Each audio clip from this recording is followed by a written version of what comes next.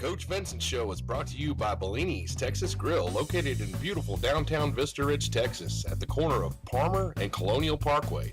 Remember, after every home game, visit Bellini's for the Ranger Pizza Buffet, where Gerald, Susie, and the whole crew say, "Go Rangers!" And now, here's Gage Smith and Coach Vincent. Hey guys, welcome to this week's episode of Coach Vincent Show. I'm Gage, your host. Today we're talking about the last week's game and the upcoming game this week. Last week against Leander, it was a tough game, 20-10. It was a really hard-fought game, but the Leander came out on top. Offensive player of the week was Adrian Duncan. Offensive back was Stedman Mayberry. Offensive lineman was Fidel Estrada. Offensive receiver was Adrian Duncan. Defensive MVP was Kevin Harris. Linebacker was Dylan Carter. Secondary was Daquan Patton. Defensive line was Isaac Higgins. Special forces was Matt Maiden. The Hammer Award went to Stedman Mayberry.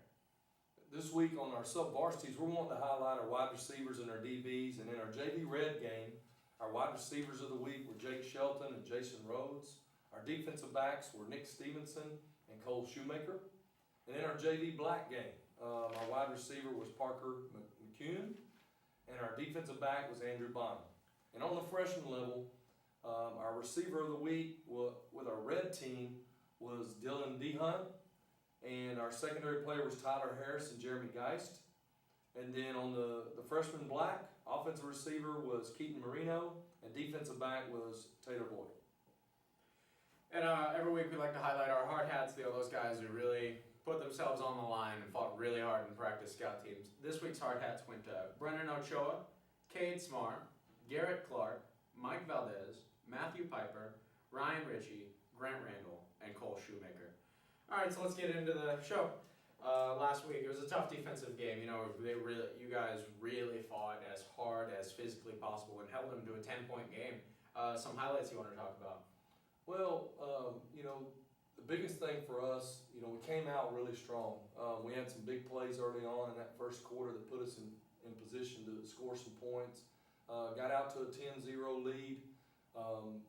It's one of those deals when you play Leander with their speed and what they can do on offense, you just kind of hold your breath and hope that they don't break the big ones. And so we, late in the game, we got in some situations where we were in some bad positions, and they did a good job of blocking, and they got on the perimeter with us, and they were able to score some points late in that game, and we weren't able to hang on and win. But overall, felt like that we played hard and played down to the very end, which we always do. We made too many mistakes, and when you play a ranked opponent like Leander, you can't make those kind of mistakes and win those type games. But also, I don't want to take anything away from the Leander because we talked about it last week. They've got a fantastic ball club and are rightfully ranked and just really good football team. You said that our offense started off really strong, and then it kind of seemed like the energy tapered off. How do you coach your guys through that? Well, I think the biggest thing is a lot of it starts up front. Starts with quarterback center exchange. It starts with getting on blocks, staying on blocks, being physical. Not many people scored a lot of points on Leander this year. Their average is really low, and there's a reason why. I mean, they fly around with the football and do a great job. So I think the biggest thing you got to talk to your players about is when we make halftime adjustments, we got to go out and execute. We also have to just make sure that we keep doing the things that we do, staying on blocks and finishing blocks and those type of things. So, and we had some unfortunate mistakes here and there that late in the game that were tough too. And so now that's behind us. Now we're going to Marble Falls. They've got an outstanding quarterback. He's throwing over 700 yards before. He's broken the state record, actually. How do you account for that? Well, I tell you, Coach Dodge and those guys at Marble Falls, they've done a great job in a short amount of time since he's been there. The quarterback, I think for any quarterback, it's a deal of being able to mix up coverages on a high school quarterback. Are you bringing pressure? Are you not? Are you showing him the same looks? Are you giving him different looks? I think it's really important that you're able to do that.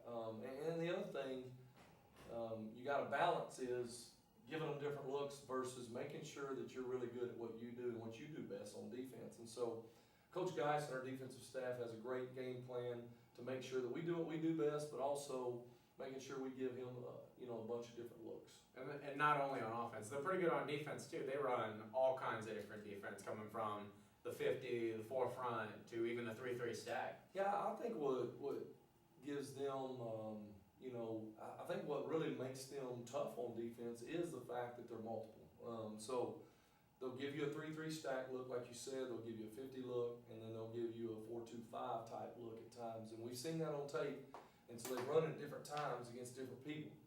And not sure exactly why, other than maybe the type of offense they were running against, but they've also been multiple within games of the same offense. So we've got to do a really good job of understanding our rules in our protections, with our run game on the perimeter, and then our quarterbacks knowing understanding what coverage they're in and knowing where that football should go. So that's on defense, that's the biggest thing with them. And of course, offensively is their throwing game, and they also, what some people don't know about them is they have a real good rushing average, and we've got to do a good job against their tailback too. Right, you throw a bunch of passes, then they'll hit you with a draw or something. It opens up the run game. Oh, definitely. Coming out of a loss, the tone around Vista Ridge is definitely different. Would you agree with that? Well, I think we did a pretty good job of reminding our players. I told them of two scenarios and two stories that have happened here in the past and another time in my career, where I gave them examples of how championship teams, how championship people, how great football players handle a loss like that. So I think we got the message across, and I feel like that loss probably refocused some of them, recharged some of them.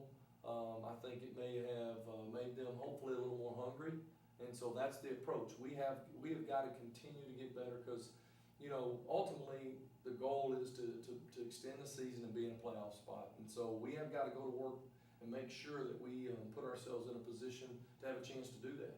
And that'll definitely find out, how our players really are as people, and then what they'll become. And talking of people becoming, our future Rangers over at Henry, how are they doing? How are the Coach Matt, Coach Scott? Yeah, those guys are doing a great job. I'm proud of our 7th grade team. They're coming along nicely. Our 8th grade team, there's been a lot of progress with those guys, and we're going to get to honor all those kids this Friday night. We're having middle school night.